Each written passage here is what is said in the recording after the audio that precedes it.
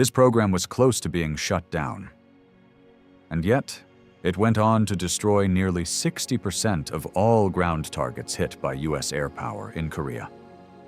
More than 86,000 combat missions. That is not a small number. That is sustained pressure, over time. And the aircraft that did it was not a stable design. At around Mach 0.8, the controls started to reverse. Push harder, and the airplane stopped responding the way it should. Pull more than 5.5 G, and the structure itself began to deform. And even if you stayed within limits, it still struggled. And to leave the ground, fully loaded, in the Korean heat, it needed nearly 10,000 feet of runway and 4 rocket boosters just to get airborne. At that point, this didn't look like a system that would last. But it did.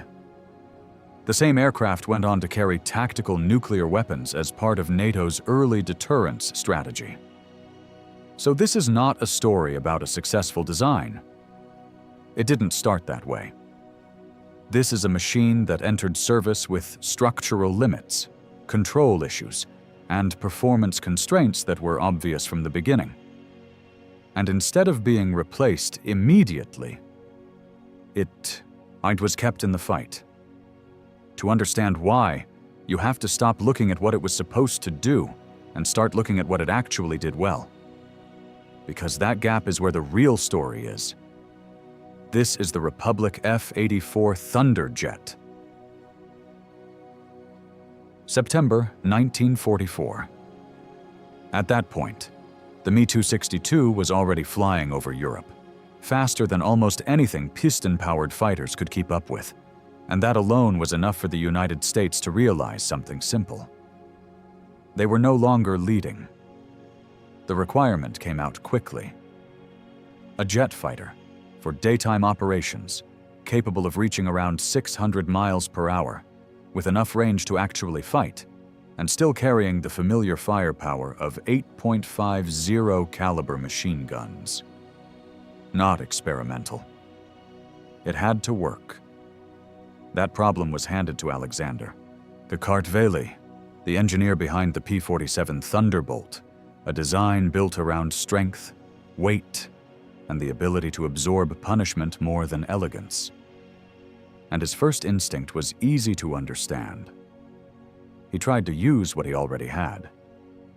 The initial idea was to keep the P-47 airframe and somehow fit a jet engine into it. It sounded reasonable.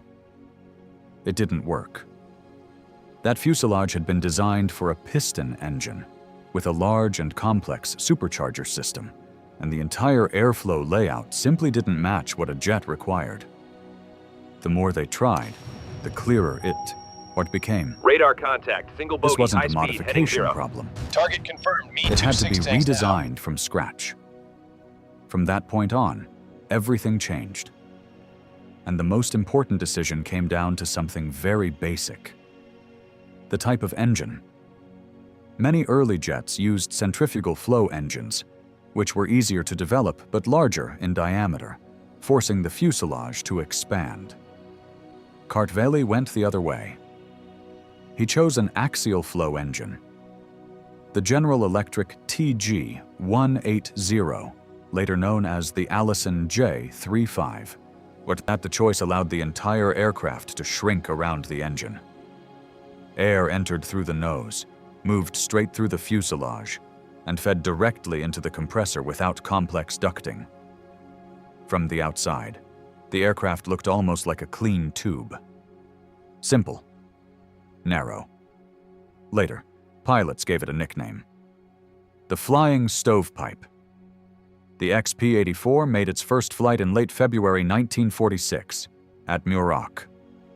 On paper, everything seemed promising. But the gap between paper and reality showed up very quickly. When the first F-84B units entered service in late 1947, the problems didn't appear gradually. They showed up almost all at once. The straight, thick wing helped with stability under certain conditions, but under load, it turned out to be weaker than expected. Pull more than about 5.5 G, and the skin would begin to deform, something pilots could actually feel in the cockpit. At higher speed, another issue appeared. Push passed roughly Mach 0.8, and the controls no longer responded in a predictable way. Then there were the wingtip fuel tanks. What looked like a simple range extension created torsional forces strong enough to twist the wing under certain conditions. Not theoretical. A real structural risk. From that point on, maintenance crews stopped treating the F-84 like a normal aircraft. They treated it as something that could fail in multiple ways. Spare parts were limited. Failures were frequent. Turnaround times slowed down. And the nickname started to spread. Mechanic's Nightmare. On May 24, 1948, the decision was made. The entire F-84B fleet was grounded. At that stage, cancellation was no longer just a possibility. It was already on the table. But Republic didn't walk away. They started fixing the aircraft piece by piece.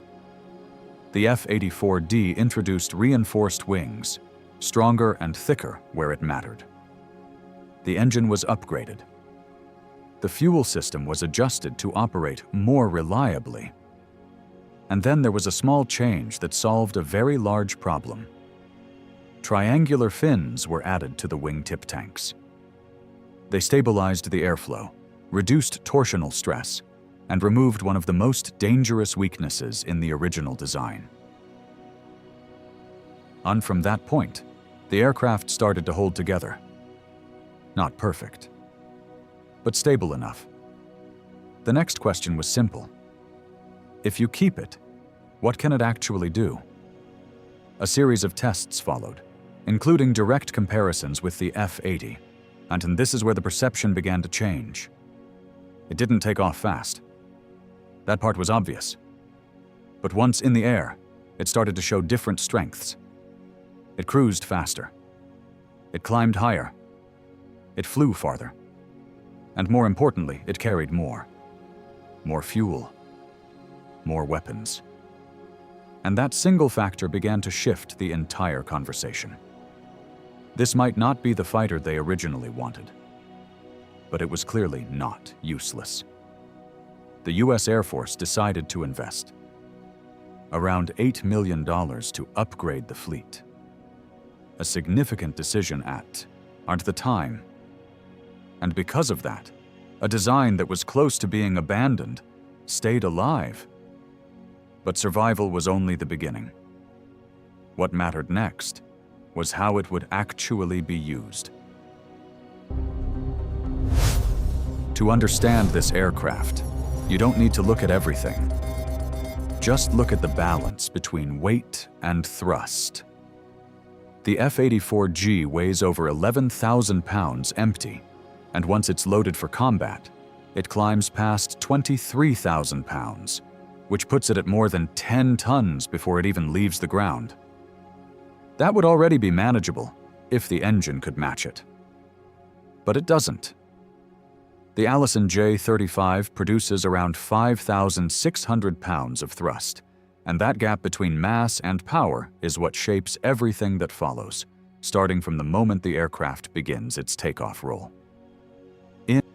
On hot conditions, like Korea, that imbalance becomes very clear.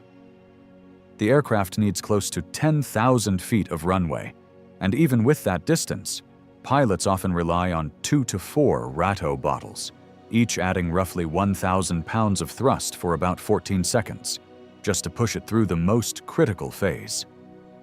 By the time it lifts off, it's already moving at around 160 miles per hour, which means the entire takeoff sequence leaves very little room for error. And once it's in the air, the limitations don't disappear. They just show up in a different way. Climb rate stays around 3,700 feet per minute, and reaching 35,000 feet takes close to 8 minutes, while speed is effectively capped at around Mach 0.82. Push beyond that at low altitude, and the aircraft can pitch up abruptly, which is not something you can afford to deal with repeatedly. In a dogfight, that becomes a problem immediately, especially against aircraft like the MiG-15, where the difference in climb and maneuverability is simply too large to ignore. So in that role, the F-84 doesn't hold. And that should have been the end of it. But instead of removing it, they changed how it was used. Because once the mission shifts to ground attack, the same characteristics start to work in its favor. The straight wing, which limits maneuverability at high speed, provides a stable platform in a dive, and from around 10,000 feet, the aircraft can hold a steady approach towards the target, which directly improves delivery accuracy. At that, on point, payload matters more than agility, and the F-84 carries enough to make that shift meaningful. 6 M3 Browning machine guns, 12.7 millimeters, 300 rounds each, supported by up to 4,000 pounds of bombs or 32 5-inch HVAR rockets. Even the rocket racks are designed with that role in mind, folding back into the wing after launch to reduce drag and keep the aircraft efficient for the rest of the sortie. Range supports the same idea. With internal fuel, it can cover around 670 miles, and with external tanks, that extends to roughly 2,000 miles, which allows it to operate deeper and stay longer over the target area. And when you combine stability, payload, and range, you start to see why it ends up being used for something far more serious. The F-84 becomes the first single-seat aircraft capable of carrying the Mark 7 tactical nuclear bomb, placing it directly into early nuclear strike planning. There is also a practical side to this that doesn't show up in performance charts. Maintenance. Under field conditions, a full engine replacement can be done in under 30 minutes, which means the aircraft doesn't stay on the ground for long, and that availability changes how often it can be used. And in real combat, that matters more than most specifications. Because the aircraft that actually makes the difference is the one that can carry enough, deliver it consistently, survive the mission, and be ready again the next day. And that is where the F-84 starts to make sense.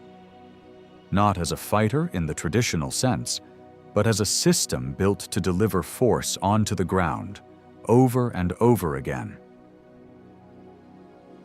What started as a design limitation becomes very clear the moment the aircraft enters combat, because in Korea, the environment doesn't allow for theory to hold for long, and the F-84 is forced into a role it was never fully suited for.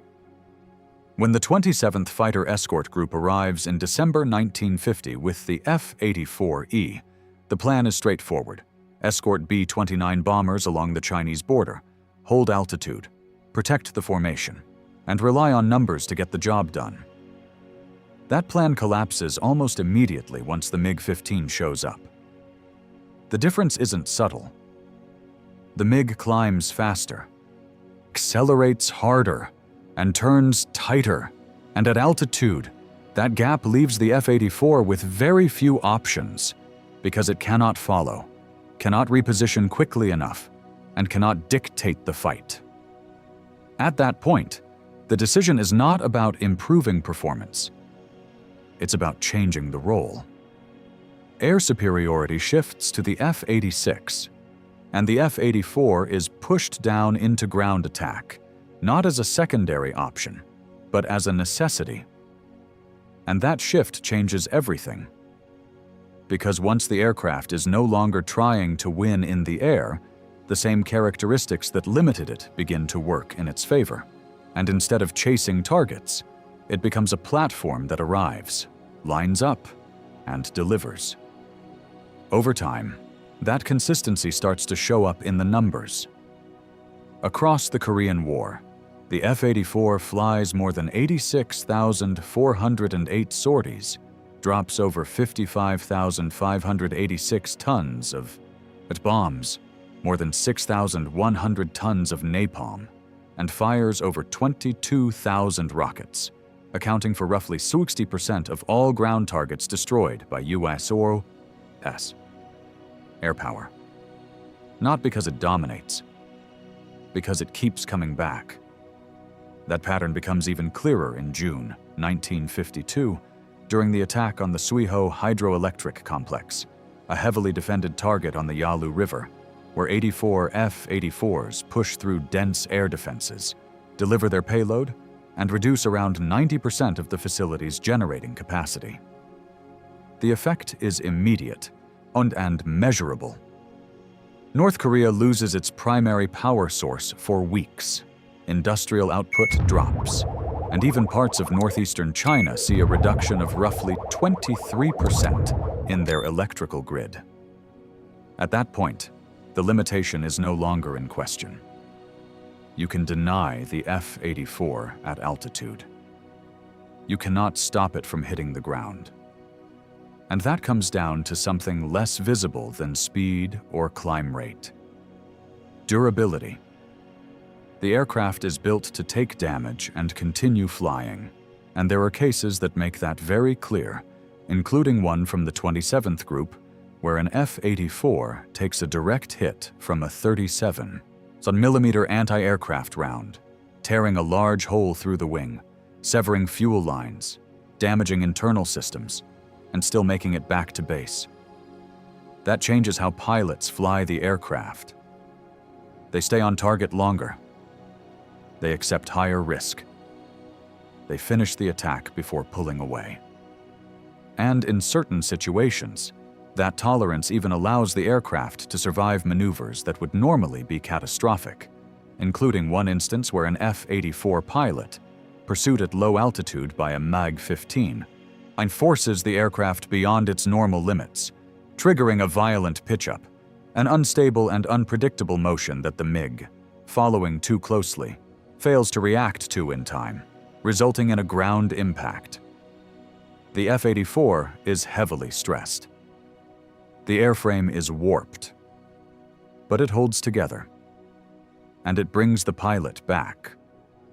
That same pattern appears again outside Korea, in July 1956, over the Taiwan Strait, where a formation of F-84Gs from the Republic of China Air Force is intercepted by MiG-17S, a more advanced aircraft with clear advantages in speed and maneuverability.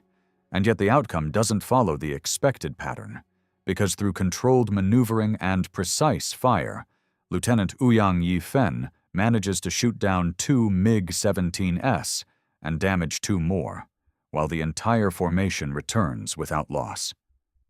At that point, the conclusion doesn't need to be stated directly. It's already there. Speed matters. Climb matters. But they don't decide everything.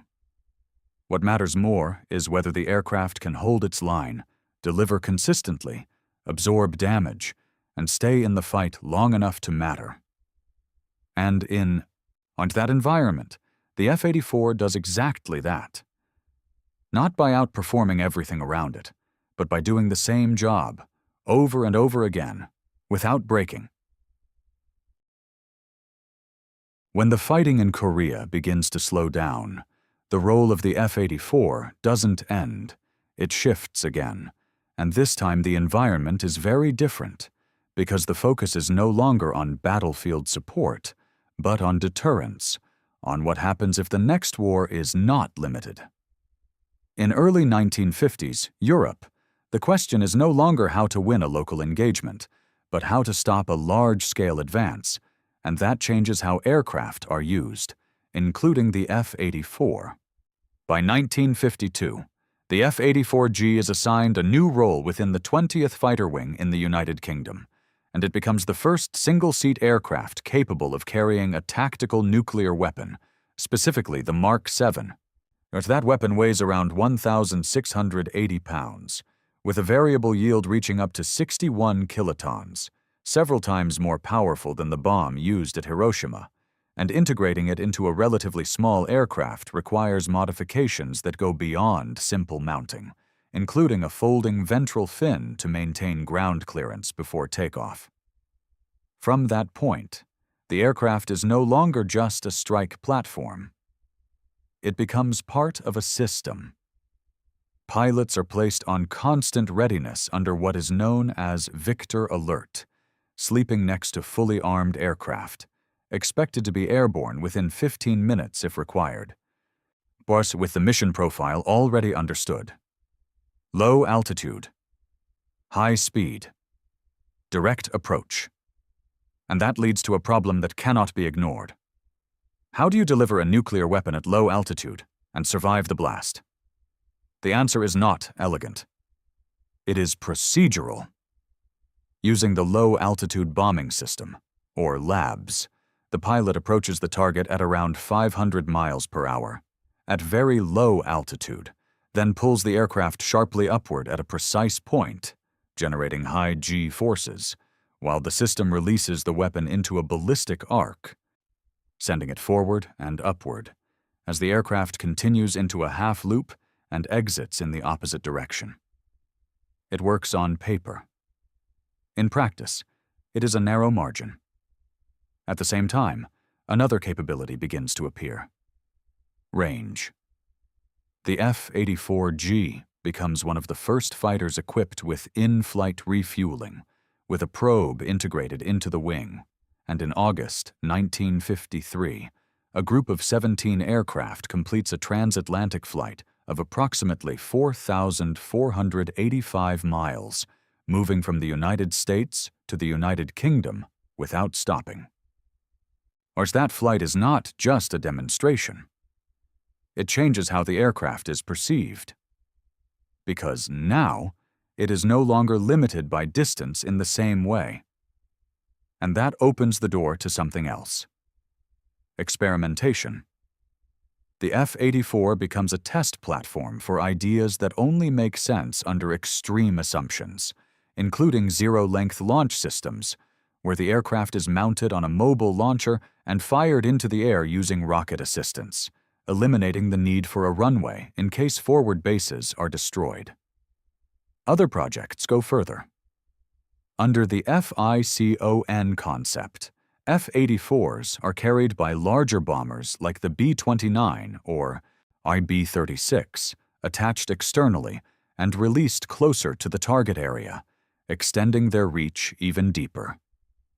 And then there are attempts that push beyond practicality, like the XF-84H, which combines a turboprop system with supersonic propeller tips, producing noise levels so extreme that ground crews experience physical discomfort at a distance. Not all of these ideas survive, but they show how the aircraft is being used. Not just as a weapon, as a platform to explore limits. By the mid-1950s, newer aircraft begin to replace the F-84 in frontline service, including the F-100 and F-105, these both faster and better suited for the next generation of warfare. But the F-84 doesn't disappear. More than 7,500 units have been built, and a large portion of them are transferred to NATO allies, where they continue to operate in roles that match their strengths. And the final phase of its service doesn't happen in Europe. It happens elsewhere. Starting in 1961, the Portuguese Air Force deploys F-84Gs to Angola and Mozambique, where the aircraft is used in counter-insurgency operations, flying from rough airstrips, carrying rockets and napalm, and operating in conditions very different from those it was originally designed for. As surface-to-air threats begin to appear, including shoulder-fired missiles like the SA-7, though the aircraft adapts again, with modifications such as infrared suppressive coatings applied to reduce vulnerability. And despite the age of the design, it continues to operate in that environment until 1974. By that time, aviation has already moved into the supersonic era, and human spaceflight has become a reality. But the F-84 is still flying missions, still delivering payloads, still doing the same job it had settled into years earlier. And that, more than any specification, defines what the aircraft became. Not the fastest, not the most advanced, but adaptable enough to survive changes in doctrine, changes in technology, and changes in the battlefield itself. By the time production ends, more than 7,500 F-84s have been built, and what started as a design that nearly failed early on ends up becoming one of the most widely used jet platforms of its time, with more than half of the fleet transferred to NATO allies and kept in service long after its original role had changed. That level of adoption doesn't come from performance alone. It comes from how the aircraft fits into real operations. Even its public image reflects that. In 1953, the US AF Thunderbirds choose the F-84G as their first demonstration aircraft, not because it is the most advanced jet available, but because it is stable, predictable, and reliable enough to fly in close formation, repeatedly, without surprises. And while newer aircraft quickly take over frontline roles as the supersonic era begins, the F-84 doesn't disappear in the same way. Variants like the RF-84F continue to operate for decades, with the final aircraft only leaving service in the early 1990s, extending the life of the platform to nearly half a century. That kind of lifespan usually points to something deeper than raw capability. Looking back at the entire timeline, the pattern is consistent. The aircraft does not succeed in the role it was originally designed for, but instead of being removed, it is reassigned, adjusted, and reused until it finds where it actually works. And once it finds that role, it stays there. Not because it dominates, because it fits. The same logic appears in how it was built. The structure is heavy, sometimes inefficient, but it absorbs damage, keeps systems running, and allows the aircraft to return, which in turn keeps it available for the next mission. In field conditions, that matters more, than peak performance. And that design philosophy doesn't end with the F-84, it carries forward. You can see it in the evolution that follows, from the intake placement and overall layout influencing the F-105 to the broader idea of trading speed and elegance for payload, survivability, and repeatability, which later defines the A-10, a different aircraft. Same underlying logic. At that point, the lesson becomes difficult to ignore. In theory, speed and maneuverability define air combat. In practice, outcomes are often decided by something else. Which aircraft can carry enough? Which one can deliver consistently? Which one survives the mission? And which one is ready again the next day? That is where the F-84 makes sense. It is heavy. It is not particularly fast. It needs a long runway, and sometimes rocket assistance, just to get airborne. But when ground forces need support, and the call goes out, it shows up, delivers what it carries, and comes back. And it keeps doing that. Over time, that consistency becomes more important than any single performance metric. That is the legacy it leaves behind. Not as the most advanced aircraft of its generation, but as one that stayed relevant by adapting, surviving, and continuing to operate long after it was expected to be replaced.